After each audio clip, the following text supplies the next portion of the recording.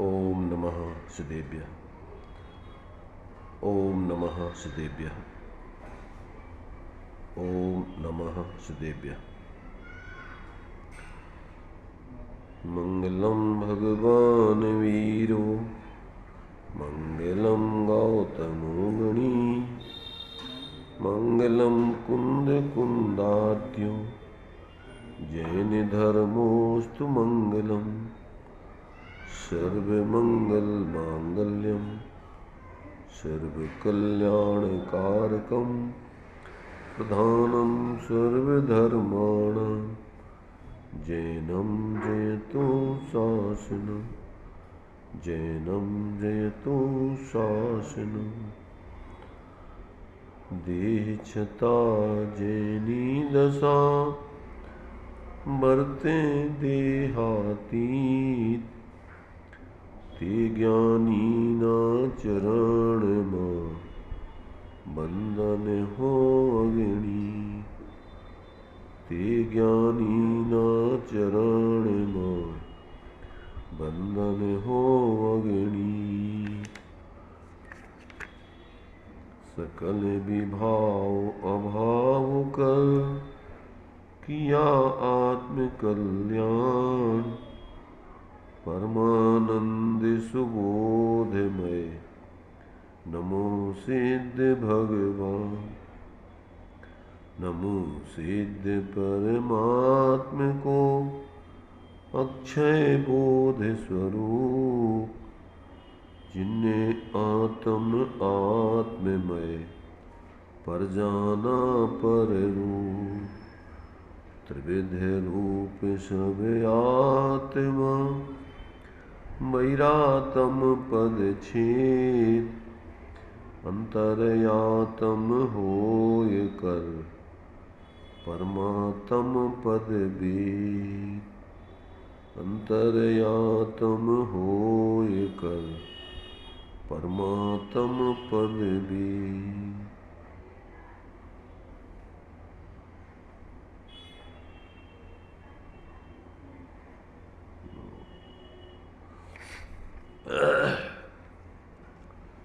चर्चा अपनी विराग सरिता श्रीमद् राजचंद जी के वचनों का संकलन उसके माध्यम से यहाँ पर चल रही है। बहुत ही सुंदर विचारों का संकलन है, अनुभवपूर्वक किया हुआ संकलन है। प्रत्येक आत्मार्थी जीव को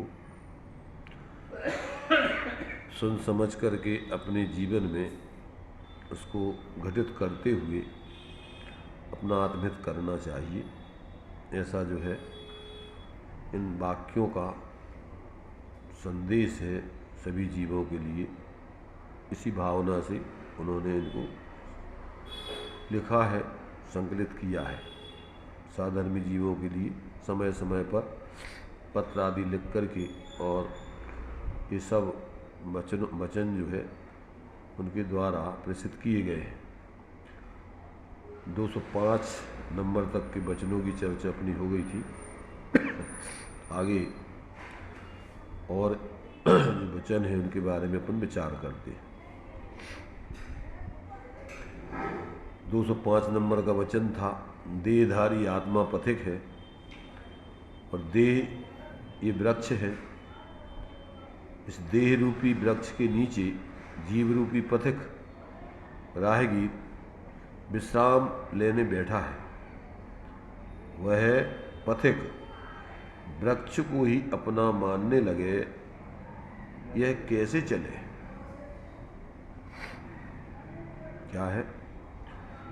जिस जीव को अपना आत्मकल्याण करना है तो जब तक मोक्ष नहीं होता है तब तक ये जिस प्रकार से रास्तों में सड़क के किनारे पेड़ खड़े रहते हैं, गर्मी आदि के दिनों में जो जीव यात्रा करते हैं पैदल, जब वो थक जाते हैं तो थोड़े समय के लिए उनको उन वृक्षों के नीचे बैठकर अपनी थकावट दूर करके फिर आगे चलते हैं वो अपने मंजिल की तरफ।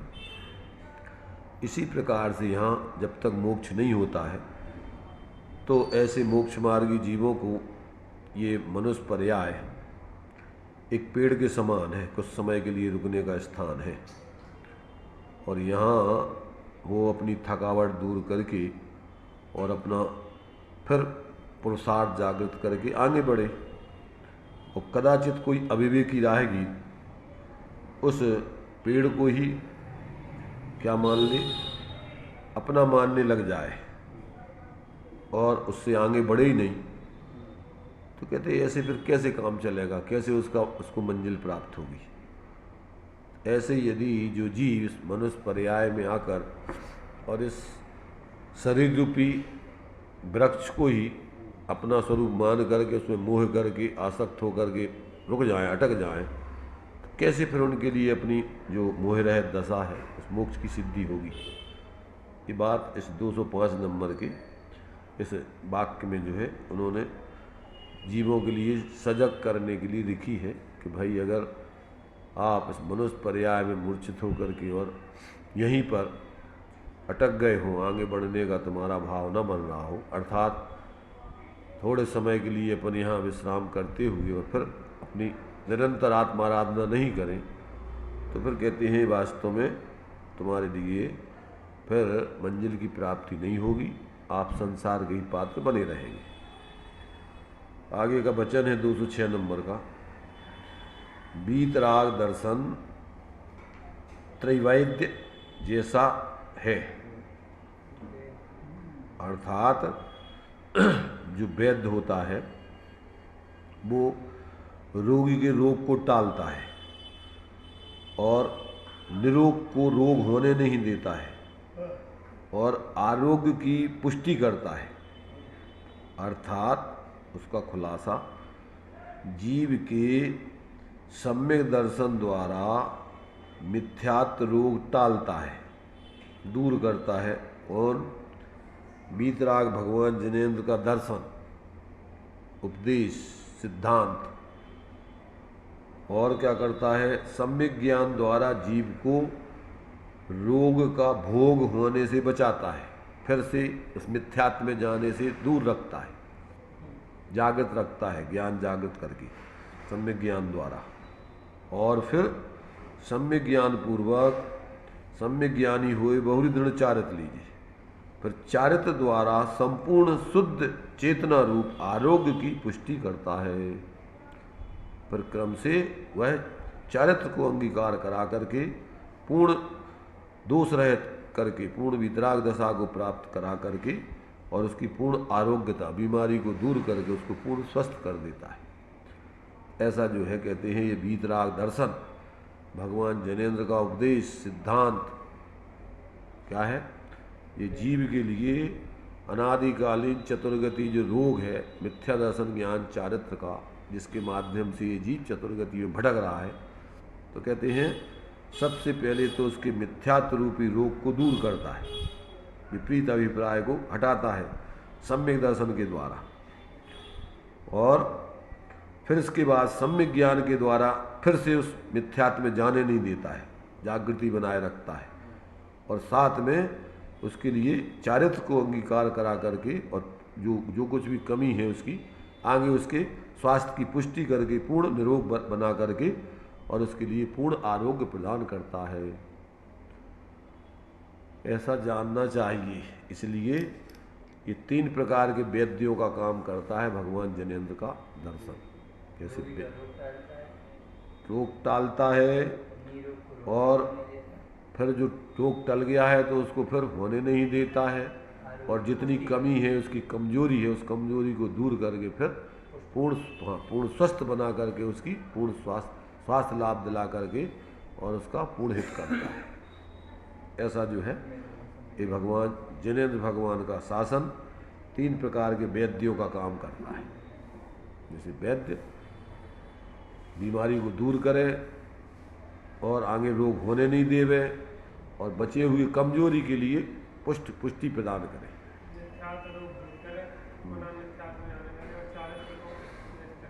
कमजोरी को दूर कराने के लिए चारित्र को प्राप्त करा करके और पूर्ण उसके रोग को कमजोरी को दूर करके और फिर पूर्ण स्वास्थ्य लाभ दिलाता है। ऐसा जो है ये 206 नंबर के वचन में उन्होंने जो है स्पष्ट किया है। हाँ 207 नंबर का वचन है, केवल अंतर्मुख होने का सत्पुरुषों का मार्ग सर्व दुख क्षय का उपाय है, पर यह किसी विरले जीव को समझ में आता है। महान पुण्य के योग से, विशुद्ध मति से, तीव्र वैराग्य से और सत्पुरुष के समागम से वह उपाय समझना योग्य है। वह समझने का अवसर एकमात्र यह मनुष्य देह है। वह भी अनियमित काल के भय से ग्रहित है। वहाँ प्रमाद होता है, वह खेद और आश्चर्य है। क्या कहा इसमें? यहाँ कहते हैं कि जो सत्पुरुषों ने जिस मार्ग का अनुसरण किया है, जिस मार्ग पर चलकर वो सत्पुरुष बने हैं, कहते हैं वो तो केवल और केवल अंतर्मुख होने का मार्ग है मात्र। उसमें और कुछ भी दूसरा कोई विकल्प नहीं है। सब तरफ से बाहर से निवृत्ति लेकर के स्वरूप प्रवृत्ति करने का ही मार्ग है। इसके अलावा इसमें और कोई दूसरा मार्ग नहीं है। कहते हैं सत्पुरुष जिस मार्ग से चल करके उस सत्पुरुष पने को प्राप्त हुए, अर्थात उनके जीवन में जो संपूर्ण आनंद की प्राप्ति हुई, सुख शांति निराकुलता की प्राप्ति हुई, वो तो केवल और केवल मात्र अंतर्मुख होने का ही मार्ग है। सब प्रकार से उसमें बाहर में जाने की कोई गुंजाइश नहीं है। किसी प्रकार का बाहर जाने का उसमें उपदेश नहीं है, कोई व्यवस्था नहीं है। तो ऐसे जो अंतर्मुख होने का जो मार्ग सत्पुरुषों का है, वो काय के लिए है? सर्व दुख क्षय का एकमात्र उपाय है। एक हुई त्रिकाल में परमारथ को पंथ। और ऐसे उस अंतर्मुखता की पुष्टि करने वाला जो भी व्यवहार है, वही व्यवहार है, बाकी सब भ्रम है। जिस व्यवहार से अंतर्मुख होने की प्रेरणा मिले, जो व्यवहार अंतर्मुख जीवन जीने के लिए तुम्हारे लिए सहचर बने, बस वो ही व्यवहार सम्यक है और बाकी सब भ्रम है। पर कहते हैं ऐसा होने पर वह किसी बिरले जीव को समझ में आता है, क्योंकि अनादिकाल से जीव का बहिर्मुखता वाला जीवन चला है। तो ऐसा वो मार्ग जो है कोई बिरले भाग्यवान जीवों को उपलब्ध होता है, उनकी समझ में आता है।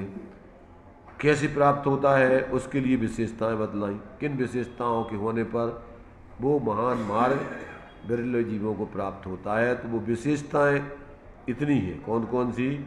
पहली चीज तो महापुण्य का उदय हो। बिना पुण्य के उदय के भली वस्तु का योग मिलता नहीं है। तो पहले तो उनके महान पुण्य का उदय हो। नंबर दूसरा, महान पुण्य का उदय का मतलब क्या? देखो, महान पुण्य से कहते हैं कि जिससे जीव अंतर्मुख होने की प्रेरणा लेवे जिन परिस्थितियों में, और अंतर्मुख होकर के अपनी आत्माराधना में लग जाए, वो जो भी परिस्थितियां उसको प्राप्त होती हैं वो महान पुण्य के उदय से प्राप्त होती है। और तुम्हारे लिए बाहर में पैसे आ जाएं, पद मिल जाए, ख्याति मिल जाए, भोग संयोग मिल जाए, ये कोई महान पुण्य का उदय नहीं समझना इसको। अगर इनमें इनके मिलने से व्यक्ति उलझ करके और महापाप करने लग जाए, जो अपन बोलते हैं भोग पुण्य फल, तो ये महान पुण्य नहीं कहलाएगा। ये तो क्षीण पुण्य कहलाएगा, हीन पुण्य कहलाएगा। वो पुण्य जो जीव के लिए उस पवित्रता के मार्ग पर, अंतर्मुखता के मार्ग पर लगाने में कारण पर बने, वो संयोग, वो बाहर में भले ही आपको कैसे भी संयोग मिल रहे हैं, पर जिसके कारण से आपको वो कार्य हो सके, समझ लेना वो महापुण्य का उदय है तुम्हारे। इसलिए यहाँ कह रहे हैं कि वो किन परिस्थितियों में जिस जिस महान पुण्य का उसमें महान पुण्य का योग हो कि जिन संयोगों में या जिन परिस्थितियों में वो एकमात्र अपने स्वरूप आराधना में लगे, वो परिस्थितियाँ प्राप्त होना उसको महापुण्य का योग कहलाएगा। और जिससे उसकी बुद्धि एकमात्र आत्मकल्याण के मार्ग की प्रेरणा देवे, वो बुद्धि विशुद्ध मति है। उस बुद्धि को ही श्रेष्ठ बुद्धि कही जाए, जिससे अपना आत्महित का कार्य साध लिया जाए और दुनिया के बाहर के प्रपंचों में उलझ जाए जो व्यक्ति, वो दुर्बुद्धि है, वो विशुद्ध बुद्धि नहीं है, वो मिथ्या बुद्धि है। तो कहते हैं जिस बुद्धि के कारण से जीव अपने उस स्वरूप आराधना के मार्ग में लगे, इसका निर्णय उसमें हो, वही उसको एकमात्र प्रेरणा देवे। ऐसी बुद्धि वो विशुद्ध मति कहलाती है। और जिसको फिर संसार शरीर भोगों में कहीं पर भी रुचि न लगे, सब विध संसार असार, वहाँ से सब प्रकार से वो विरक्त हो जावे, उस तरफ से उसकी पूर्ण आसक्ति टूट जावे, उसका नाम है तीव्र वैराग। कहीं पर भी कोई ननुनच की बात नहीं है कि नहीं कुछ तो है यहाँ, सब विध संसार असारा, ऐसा उसके जीवन में, ऐसा वृत्ति में जागृति हो जाए, इसका नाम है तीव्र वैराग। एकमात्र आत्महित के अलावा उसको और कहीं नहीं रुचे, ऐसा परिणति का जागृति हो जाना, परिणति में, उसका नाम है ऐसा तीव्र वैराग उसके अंदर पैदा हो जावे। और सत्पुरुष का उसको फिर समागम मिल जावे। क्या हो जावे उसको? ऐसे जीव के लिए फिर जब ये पात्रता उसकी पक जावे और फिर उसके लिए सत्पुरुष का समागम, उस मार्ग पर चलने वाले ज्ञानी धर्मात्माओं का समागम मिले, तो कहते हैं समागम से फिर वह उपाय समझना योग्य है। तब वो उस अंतर्मुक्ता के मार्ग को समझ सकता है, उसको पा सकता है, उस पर चल सकता है। तो ऐसी स्थिति में कहते हैं वो उस मार्ग को समझे, समझ करके फिर उस पर अपने जीवन में चले। तो कहते हैं तब उसको ये उपाय समझना योग्य है। वह समझने का अवसर एकमात्र इस मनुष्य पर्याय में ही मुख्य रूप से है। ऐसा अवसर इस मनुष्य पर्याय में ही जीव को मिलता है, और पर्यायों में वैसा अवसर नहीं है उतना उत्कृष्ट। डायरेक्ट यहाँ से सीधा मोक्ष जाने की व्यवस्था है, अन्य पर्यायों में नहीं। और इस पर्याय में उसको इस प्रकार के अवसर मिल सकते हैं श्रेष्ठ, क्योंकि उपदेश देने वाले महापुरुष इसी पर्याय में मिल सकते विशेष।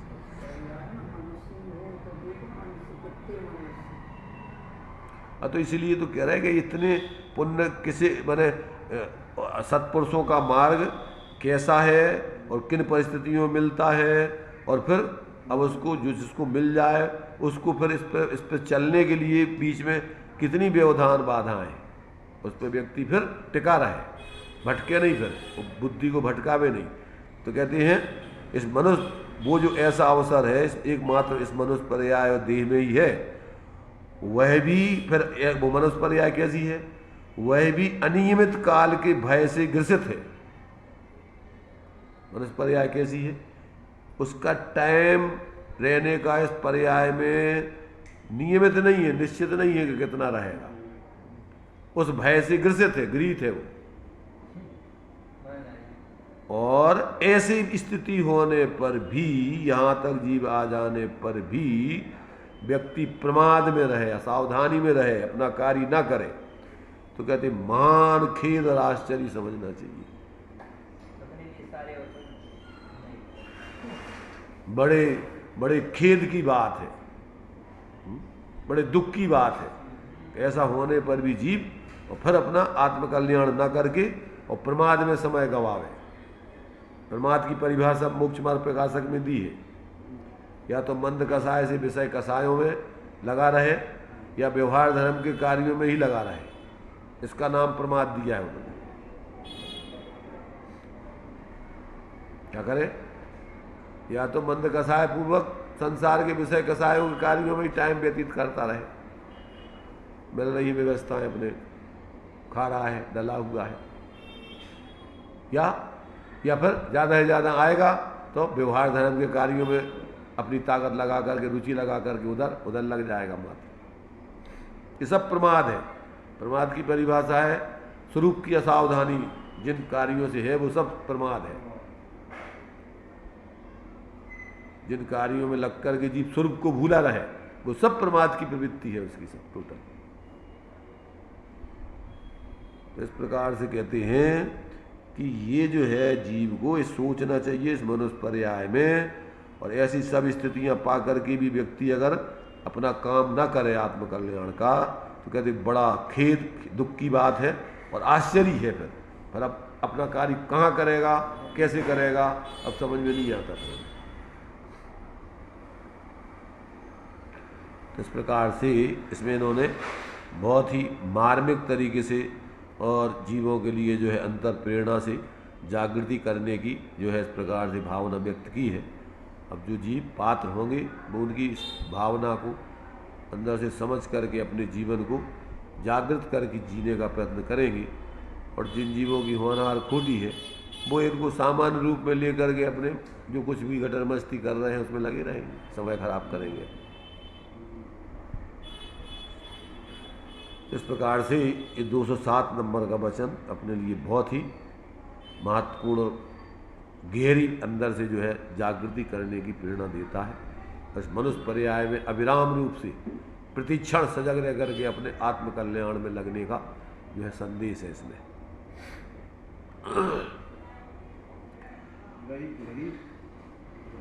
गृहीत माने प्राप्त है,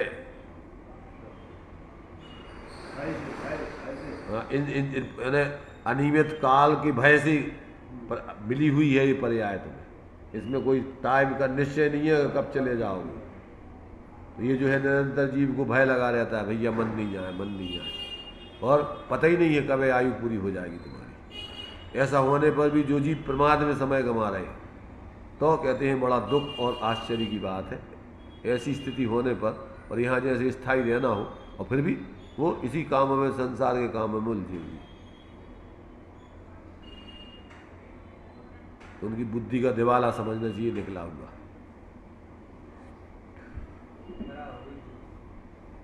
208 नंबर का वचन, खेद न करके सूरवीरपना धारण करके ज्ञानी के मार्ग पर चलने से मोक्ष पटल सुलभ ही है। विषय कसाय आदि विशेष विकार कर जाएं, उस समय विचारवान को अपना निर्वीर्यपना देखकर अत्यंत खेद होता है और आत्मा को बारंबार निंदता है। पुनः पुनः तिरस्कार की वृत्ति से देखकर फिर महंत पुरुषों के चरित्र और वाक्यों का अवलंबन ग्रहण करके आत्मा का शौर्य उत्पन्न करके उन विषयादि के सामने अति हट करके उन्हें हटाता है। वहाँ तक हिम्मत हार कर बैठना नहीं, केवल खेद करके अटका नहीं रहता। यही वृत्ति का अवलंबन आत्मार्थी जीवों ने लिया है और इससे ही अंत में जय पाई है। बड़े जोरदार देखिए क्या कह रहे हैं इसमें कि जो आत्मार्थी जीव होते हैं उनका कैसा स्वभाव है, उनके जीवन में जो परिस्थितियां बनती हैं उन परिस्थितियों में उनका किस प्रकार से सोच और परिवर्तन होता है, उस बात का यहाँ संकेत किया है उन्होंने।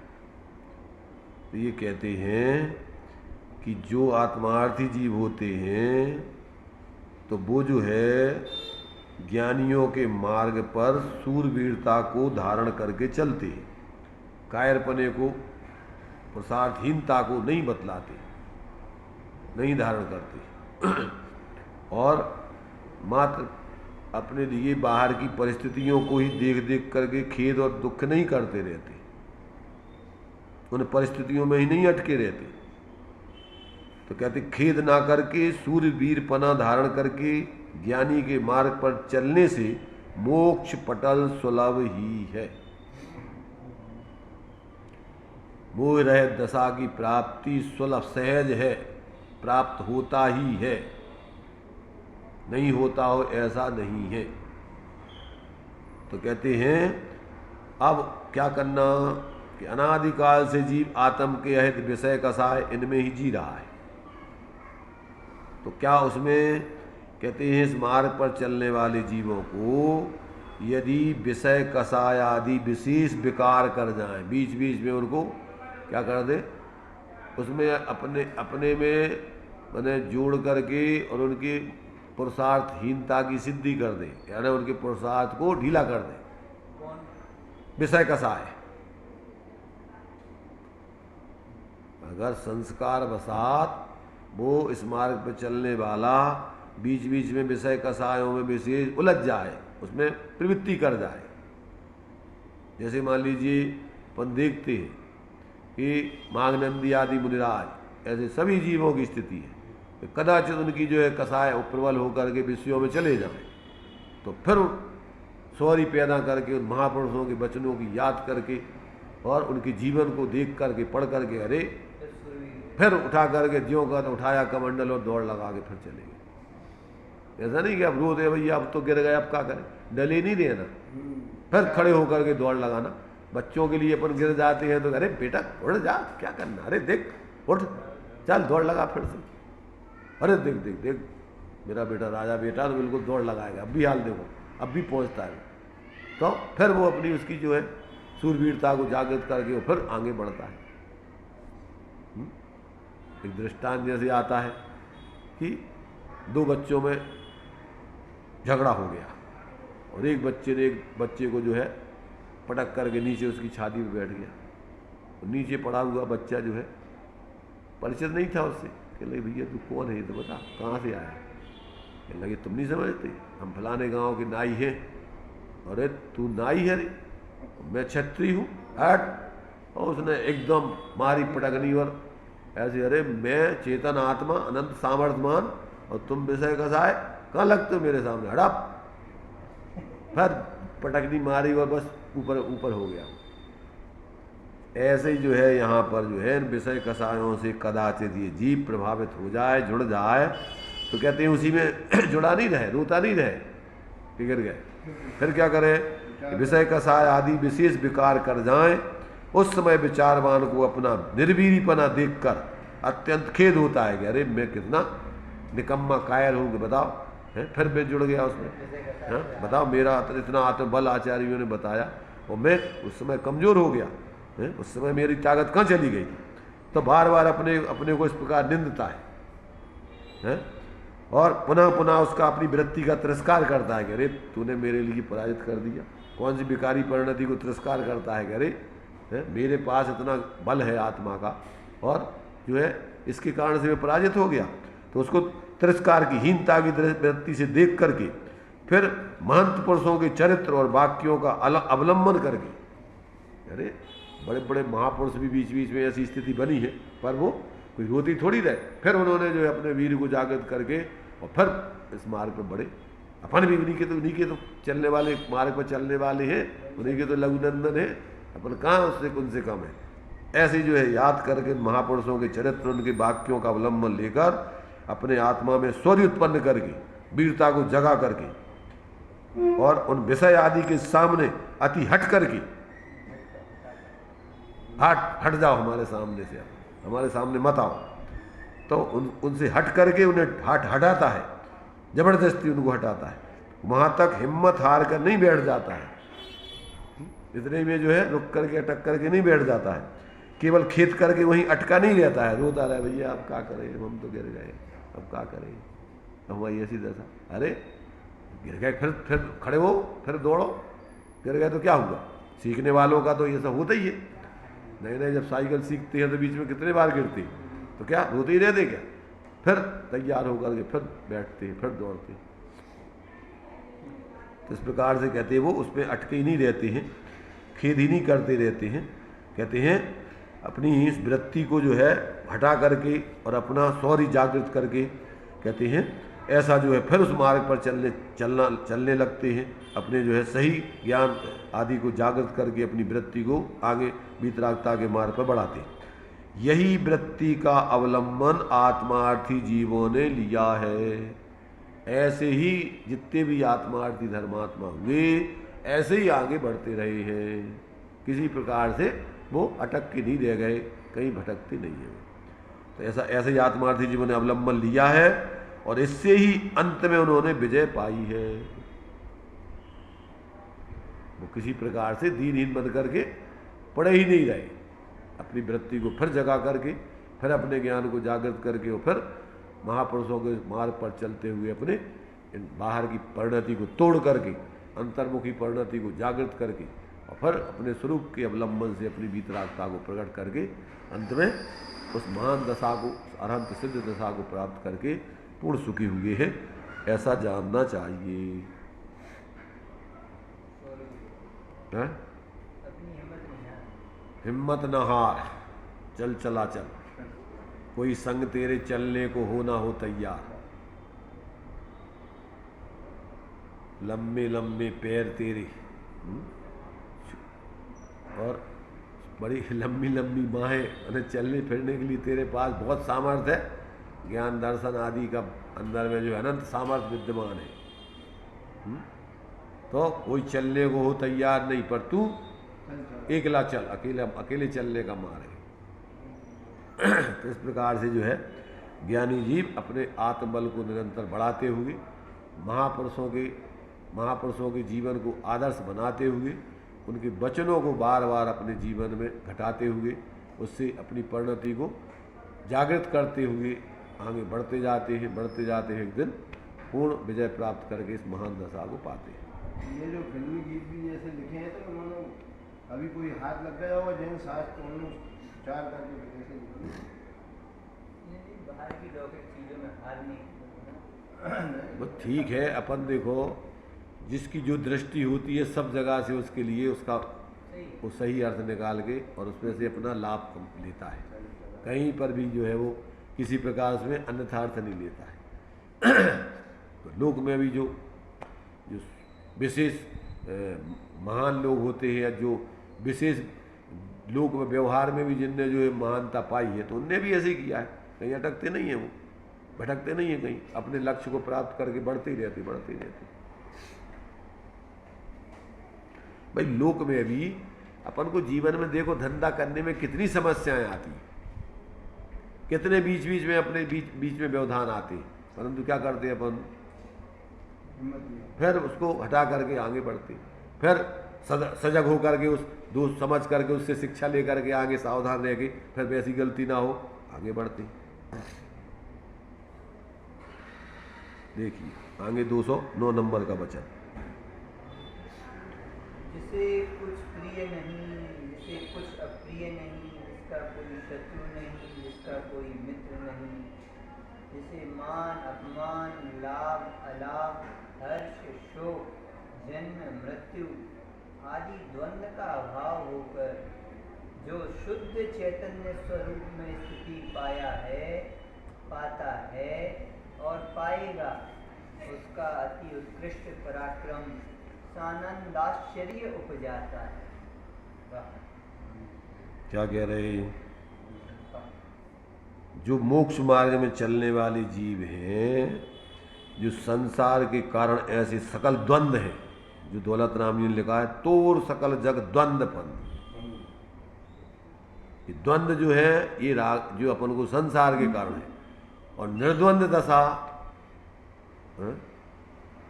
जो है वो मोक्ष मार्ग है, जिसमें कोई द्वंद्व नहीं है। तो जहाँ ये सारे के सारे द्वंद्व हैं वो संसार का मार्ग है। तो जहाँ व्यक्ति अपने उस एकत्व भक्त स्वरूप का अवलंबन करके उसका आश्रय करता है, तो बाहर में उसका कोई न मित्र रहता है, फिर न शत्रु है, न उसके लिए कोई हानि पहुँचाने वाला है, न कोई लाभ देने वाला है, सब अंदर में ही उसके लिए अपनी उपलब्धि है। तो बाहर से अब वो न किसी को शत्रु मानता है, न किसी को मित्र मानता है। बाहर में जैसे ना कोई माने कोई उसका सम्मान करने वाला है, ना कोई अपमान करने वाला है। कौन करेगा? अपन अपनी वृत्ति को अपने स्वरूप में जोड़ते जाओ, तो वहाँ मान सम्मान का क्या सवाल है। तो वहाँ बाहर से ना कोई अपन को फिर लाभ दिखता है ना हानि दिखती है। भाई जहाँ अपना स्वरूप ही अपने लिए सर्वस्व दिखाई देता है तो बाहर में अपन को ये सारे द्वंद्व खत्म है। इन द्वैतों से अपन को क्या लेना देना है। तो जिसकी वृत्ति जो है, जिसके लिए बाहर में अब ना कोई अच्छा है ना बुरा है, ना कोई जैसे शत्रु दिखता है ना कोई मित्र दिखता है, ना जिसको बाहर से मान अपना मालूम होता है ना अपमान मालूम होता है, ना बाहर में उसको लाभ दिखता है ना अलाभ दिखता है, हानि दिखती है, ना उसके लिए बाहर में किसी प्रकार से प्रसन्न होने की ज़रूरत है ना दुखी होने की ज़रूरत है, ना बाहर में जिसका ना जन्म होता है ना मरण होता है। भाई आत्मा अनादि अनंत तत्व है, तो वहाँ पर अब जन्म मरण पते, वहाँ जन्म मरण का क्या सवाल है। तो जिसका ना जन्म होता है ना मरण होता है, ऐसे सब द्वंद्वों का जहाँ अभाव होकर जो शुद्ध चैतन्य स्वरूप में स्थिति पाता है, पाया है, पाता है, पाएगा, उसका अति उत्कृष्ट पराक्रम, ऐसा जिसके जीवन में इस प्रकार की वृत्ति बनती है, कहते हैं महापुरुषार्थी जीव है, महापराक्रमी है।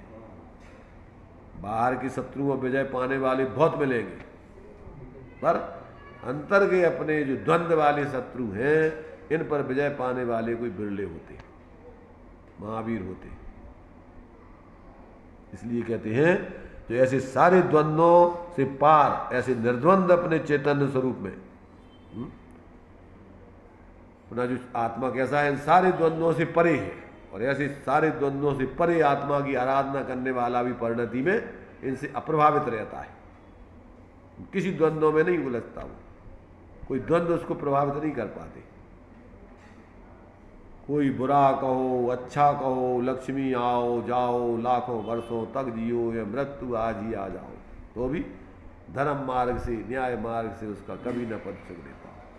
हरि मित्र महल मसान कंचन कांच निंदन धुतिकरण, अर्घावतारण असी प्रहारण मैं सदा संतारण।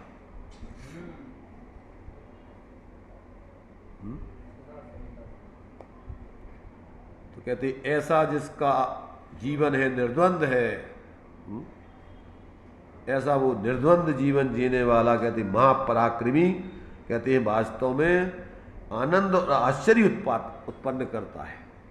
प्रसन्नता के साथ आश्चर्य होता है कि क्या गजब का इसने कार्य किया है भाई। ये सारी दुनिया इन द्वंद्वों में फंसी हुई है, और ये इन द्वंद्वों से पार होकर के अपनी उस आत्माराधना मस्त होकर के कैसा जी रहा है।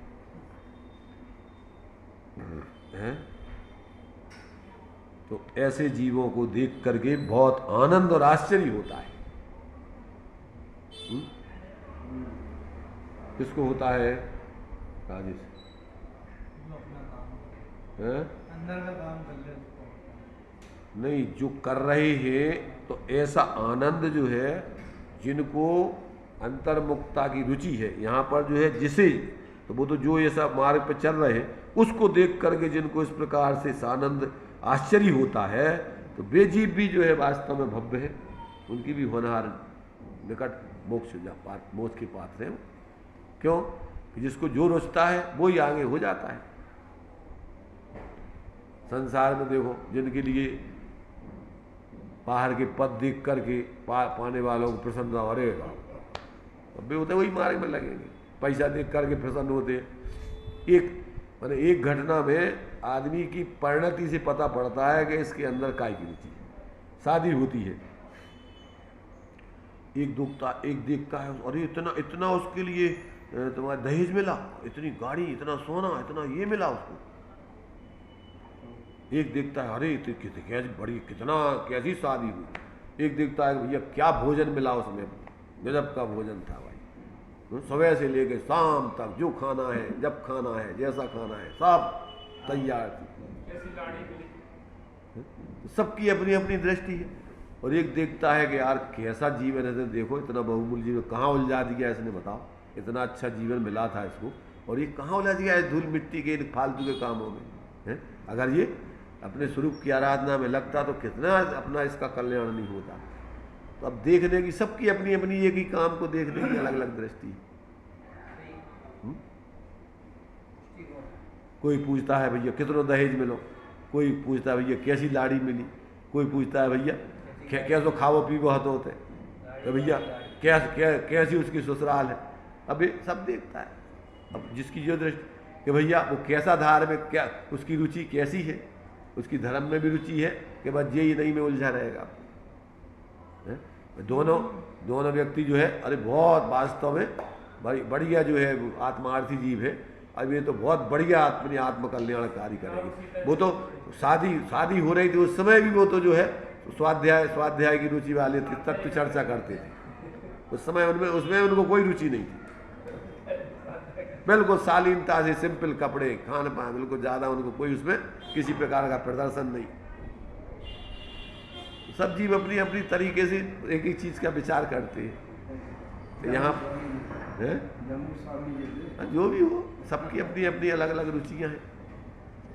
तो इस प्रकार से यहाँ कहते हैं कि जो जीव जिसे संसार में ना कोई प्रिय है ना अप्रिय है, जिसका ना कोई शत्रु है ना मित्र है, जिसे ना कोई मान है ना अपमान है, ना कोई लाभ दिखता है ना हानि दिखती है, न जिसको बाहर में हर्ष होता है न विषाद होता है, जिसको न जन्म से डर है, जिसको जन्म में प्रसन्नता नहीं, मृत्यु में भय नहीं, ऐसे सभी द्वंद्वों से जो पार है,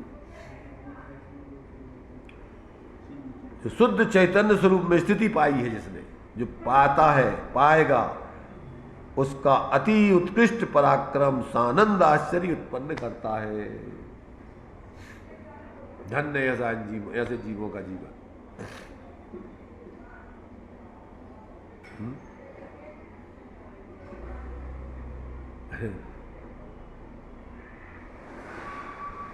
देखो आगे नहीं बढ़ पाते हैं, परंतु क्या जीवन में उनके विचार चलते हैं, कैसे ज्ञानियों की कैसी उमंग उनकी चलती है, कैसा महापुरुषों के प्रति उनका बहुमान आता है।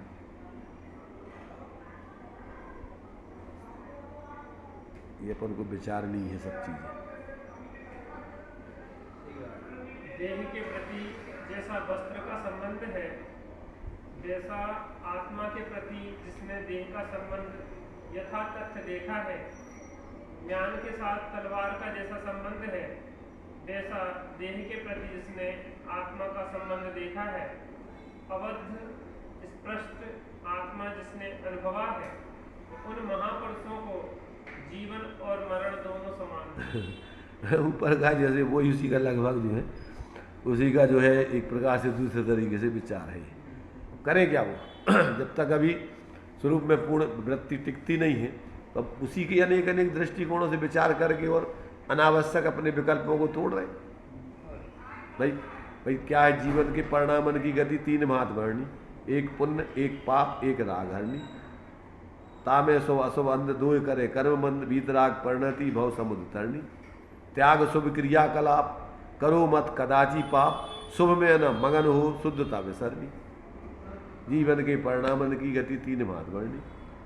अब मतलब ये है कि जब वो शुद्धता में पूर्ण आगे वृत्ति नहीं कर पा रहे हैं, तो त्याग शुभ क्रियाकलाप करो मत कदाची पाप, और शुभ में न मगन हो। अब ये सब अच्छे से अच्छे विचार करते हुए प्रवृत्ति करते हुए उसमें संतुष्ट नहीं है, उसी में अटकना नहीं है उनको। इसलिए विचार कर करके अपने अंदर में जो है अपने खुद के भावों की ऊंचाई को बराबर आगे बढ़ने के लिए प्रेरित कर रहे हैं। अब नीचे के पद में रहकर उच्च भावना की जा रही है, आगे चलकर यही भावना निश्चित उत्तम फल लाएगी।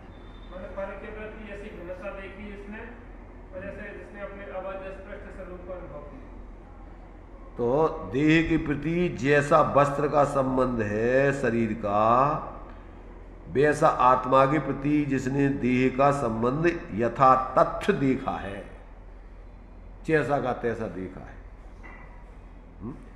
भाई कपड़े का और शरीर का तो दो संयोग हैं, पर आत्मा का और देह का एक क्षेत्रावगाही संबंध है। ऐसा नहीं है कि ऊपर ऊपर कप ये देह टंगी हुई है और अंदर आत्मा पूरी ज्यों की त्यों अलग बैठी है।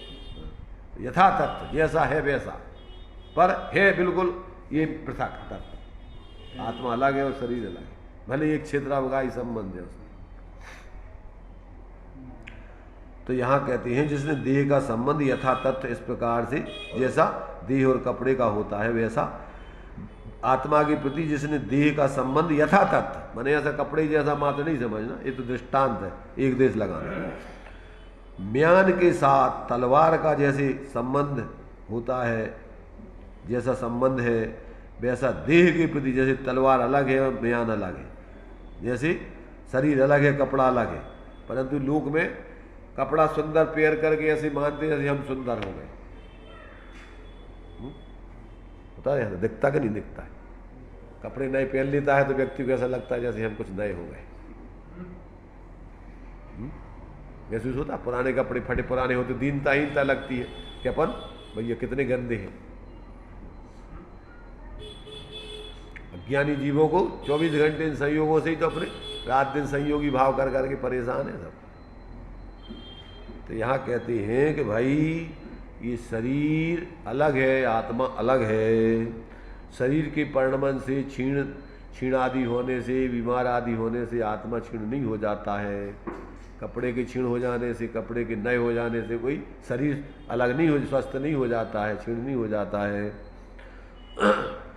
तो इस प्रकार से कहते हैं कि म्यान के साथ तलवार का जैसा संबंध है, वैसा देह के प्रति जिसने आत्मा का संबंध देखा है, अवध स्पष्ट, अनछुआ, अनबधा कर्मों से आत्मा को जिसने देखा है, अपने ही विशेषों में सामान, अबद्ध स्पष्ट, अनन्य, अविशेष।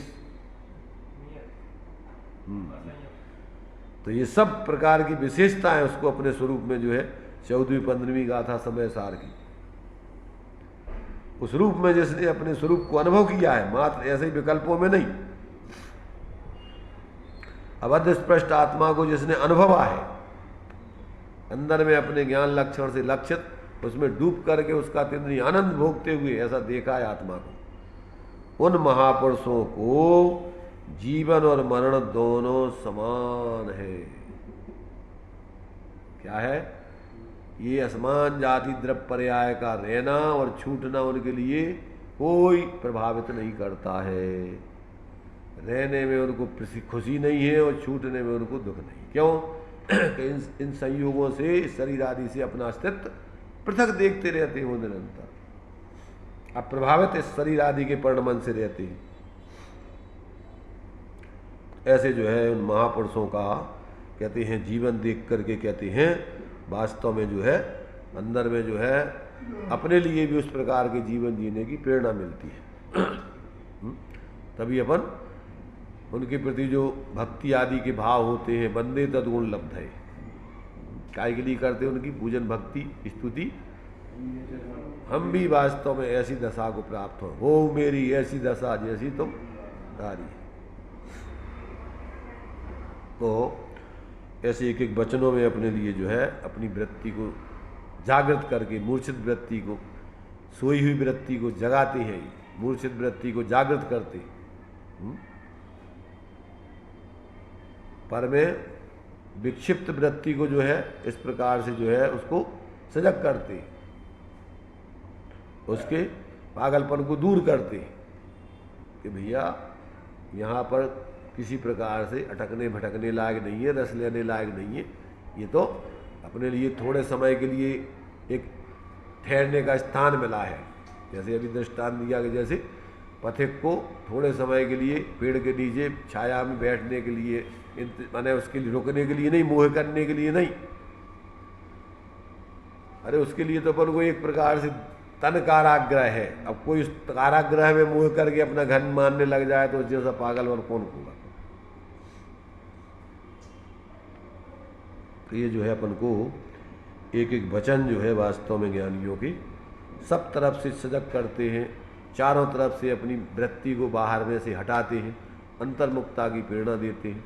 और जो व्यक्ति इनको होशपूर्वक जागृत पूर्वक उस प्रकार से जिस भाव से वो लिखे हैं, जहाँ वो तुम्हें दिखाना चाहते हैं, उस भाव से पढ़कर वहाँ पर देखें तो अपने जीवन में भी वास्तव में वो आनंद की झलक दिखाई देने लगे, उधर अपना भी जीवन उस तरफ जाने लगे। तो इस प्रकार से ये तुम्हारे 210 तक के वचनों का अपन ने विचार कर लिया। आगे जो है और भी जो है बहुत ही सुंदर सुंदर वचनों का इसमें संकलन है। अभी तो अपना टाइम हो गया है।